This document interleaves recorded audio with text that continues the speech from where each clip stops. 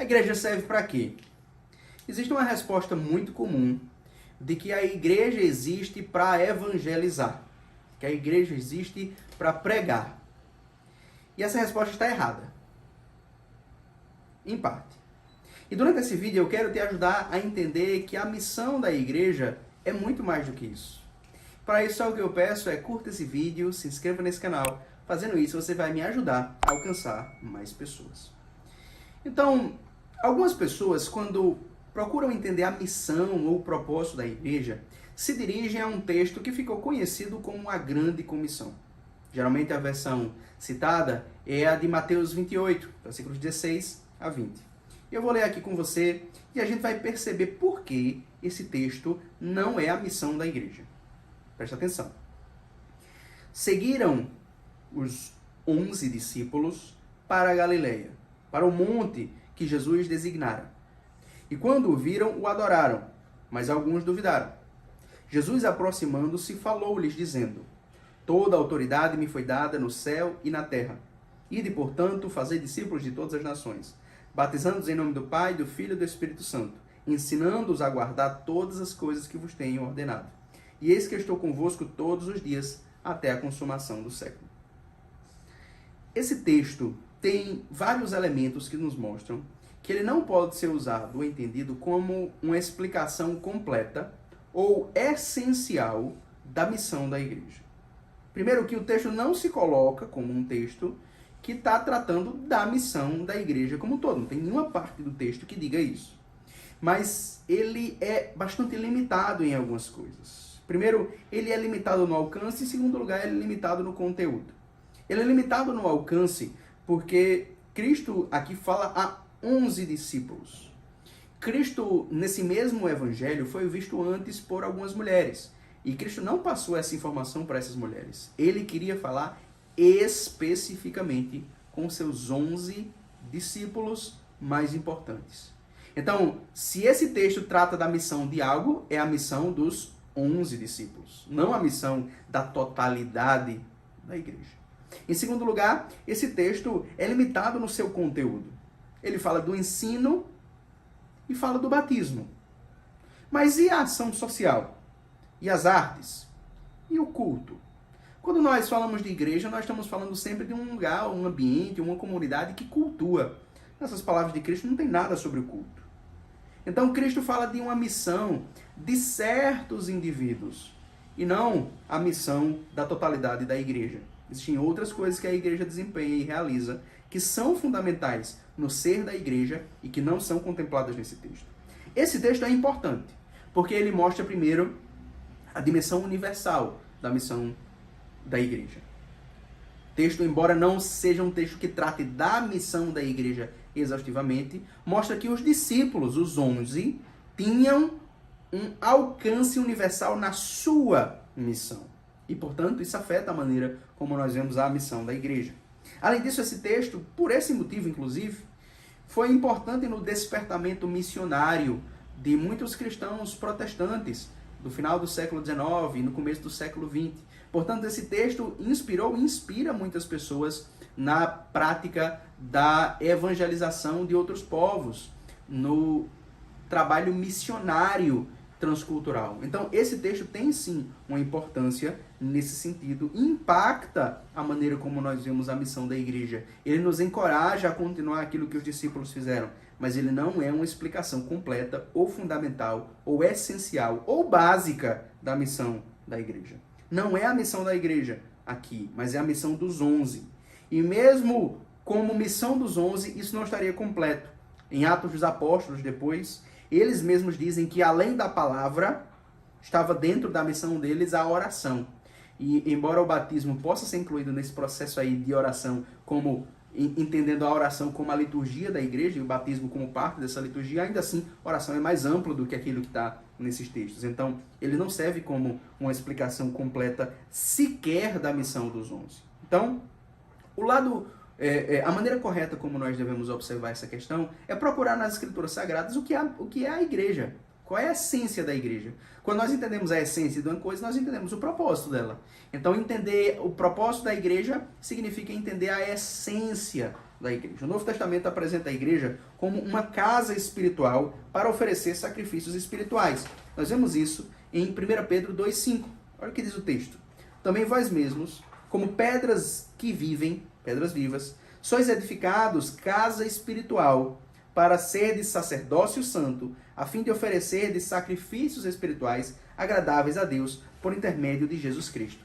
Então, esse texto nos fala de algo a respeito da igreja. Na Bíblia, o templo, o lugar de sacrifício, a casa espiritual, a casa de Deus, é um lugar de adoração, de comunhão, de oração, de presença divina, de perdão, de purificação, de revelação, de sacerdócio, de sacrifício, de transformação.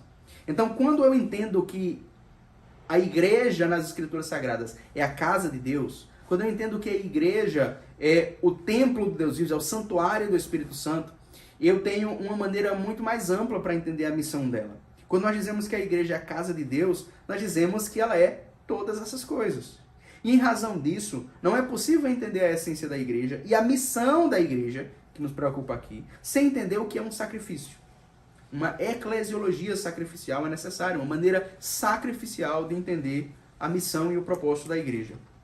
Então, no uso corrente, quando a gente fala de sacrifício, você fala, tal pessoa sacrificou um animal, no sentido do seu animal doméstico, né? Um cachorro foi sacrificado, algo assim. O que a pessoa quer dizer é que o animal morreu, ele foi morto ali, a sua vida foi terminada naquele momento. E diante disso, é comum que nós usemos hoje a palavra sacrifício num sentido muito negativo. Sacrificar é eliminar, sacrificar é destruir, sacrificar é negar, sacrificar é realizar algo doloroso, algo que vai nos custar, e portanto o sacrifício é essa perda desse algo doloroso. E portanto o sacrifício envolve destruição. O sacrifício envolve alguma forma de violência. E se eu entendo que a igreja é um lugar de sacrifício, a igreja seria um lugar de violência, é um lugar de violência simbólica, é um lugar de destruição, é um lugar de negar. Então, é preciso entender corretamente o que significa sacrifício. Para nós entendermos o que significa sacrifício, nós precisamos entender que os sacrifícios eles são presentes, os sacrifícios são dons, os sacrifícios são uma forma de entrega e de manutenção de uma amizade, de uma relação de amizade, de uma aliança. Quando nós entendemos sacrifício como uma coisa negativa, nós entendemos facilmente porque hoje em dia tem gente que acredita que quando Cristo encarnou, ele perdeu a sua divindade. Por que as pessoas vão acreditar isso? Embora seja absurda essa ideia de perder a divindade, ainda assim muita gente vai ser tentada a pensar assim, porque entendem que sacrifício é perder. Sacrifício é deixar para trás, sacrifício é negar, sacrifício é destruir. E na realidade não é necessário pensar assim.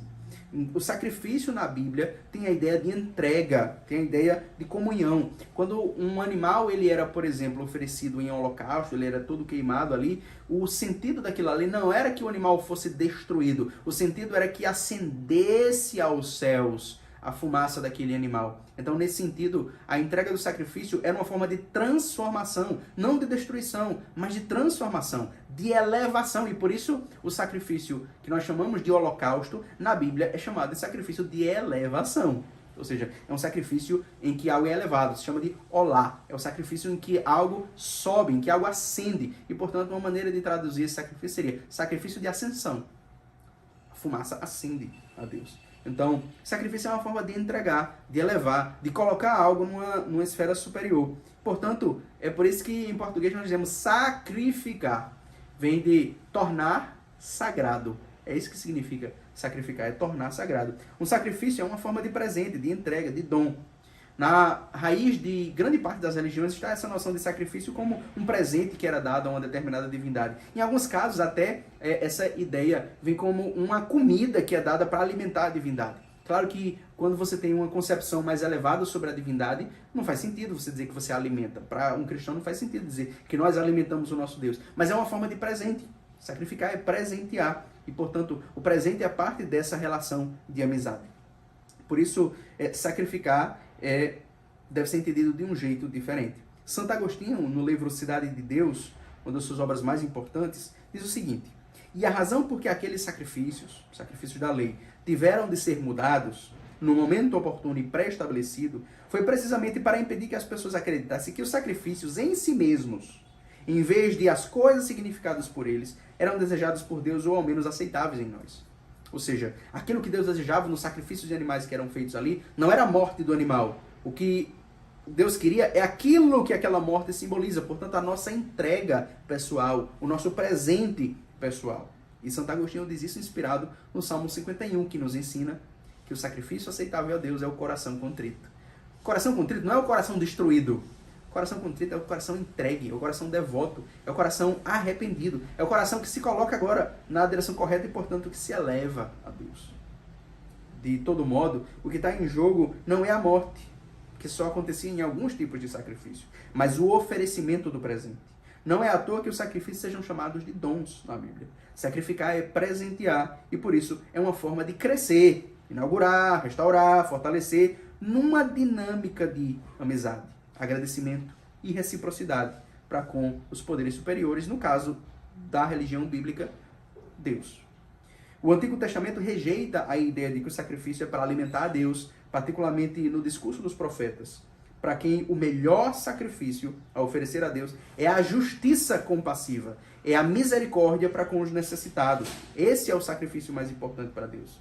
São Tomás nos lembra de como o nosso principal sacrifício é a nossa devoção a Deus. E tudo isso é parte de um processo de espiritualização do sacrifício, no qual entendemos que o maior sacrifício é o sacrifício do coração. E que, portanto, a oferta exterior é uma forma de incorporar ao mundo esse nosso sacrifício, essa nossa entrega do coração. Tudo isso é muito óbvio para quem tenha refletido acerca da noção do sacrifício eucarístico, no qual não existe uma destruição, mas uma transformação. Na Eucaristia, não eliminamos ou destruímos nada de Cristo. Muito pelo contrário, o sacramento não destrói, apenas acrescenta. Embora possamos falar de um investimento de recursos, de tempo, de atenção e tantas outras coisas que a celebração do sacramento possa envolver, no fundo, o nosso próprio oferecimento só é pleno quando todas essas coisas forem vistas como uma forma de ganhar e não como uma forma de perder. Tratar o sacrifício como uma eliminação é impiedade.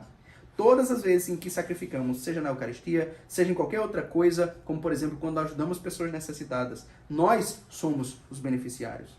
O sacrifício não é parte de um jogo de soma zero, mas sim uma dinâmica simbólica criativa, um aprofundamento ontológico. E por isso, ao dizer, não tenho a minha vida por preciosa, como Paulo diz, ele tornou a sua vida sumamente preciosa. Então, quando a igreja realiza o seu culto, a sua adoração, a sua oração, ela está fazendo sacrifício e, portanto, está realizando sua missão. Quando a igreja evangeliza outras pessoas, quando a igreja cuida de pessoas necessitadas, de pessoas pobres, quando a igreja atende às necessidades e urgências da justiça nesse mundo, ela está realizando um sacrifício a Deus. E, portanto, tudo isso é parte de um processo maior. Quando a gente entende o que é a igreja, fica muito mais fácil entender que aquilo que está lá em Mateus 28 é apenas um pedaço, uma dimensão muito importante, mas uma dimensão daquilo que é uma missão mais ampla da igreja. E essa missão envolve, sim, o culto, a adoração sacrificial a Deus. Por isso, por exemplo, coisas como culto, ação social, são essenciais à igreja. Não são só formas de evangelizar ou de ensinar. Algumas pessoas vão cometer esse erro. Quando querem tratar a missão da igreja como evangelizar, então o culto é apenas uma forma de evangelizar. A ação social é apenas uma forma de evangelizar. E não é assim que funciona. São sacrifícios a Deus e são justiça nesse mundo. Então, nesse processo, uma pessoa perguntou se a igreja é recebedora e mediadora da salvação. Essa pergunta, ela envolve uma maneira de entender a graça de Deus muito particular. E é correto, sim, que a igreja ela é não só recebedora, como também mediadora da graça de Deus. Isso a gente tem que entender. Existe um só mediador entre Deus e os homens, Jesus Cristo, como as Escrituras nos ensinam. Mas a igreja ela é o corpo de Cristo. Portanto, a igreja ela é a ação de Cristo nesse mundo. Ela é o Cristo presente fisicamente nesse mundo. E, portanto, a igreja ela é Cristo como canal, levando outras pessoas à mesma salvação. Então, a igreja é recebedora no sentido de que, enquanto indivíduos, nós recebemos a salvação de Cristo e também, como uma comunidade, nós recebemos os presentes de Cristo, os sacramentos, os meios de graça, a palavra, o evangelho, a Bíblia e tudo mais que é parte da riqueza do tesouro da igreja para levar a salvação para outras pessoas. Nós recebemos isso como um benefício para nós, portanto, somos recebedores, mas também empregamos isso na salvação de outras pessoas.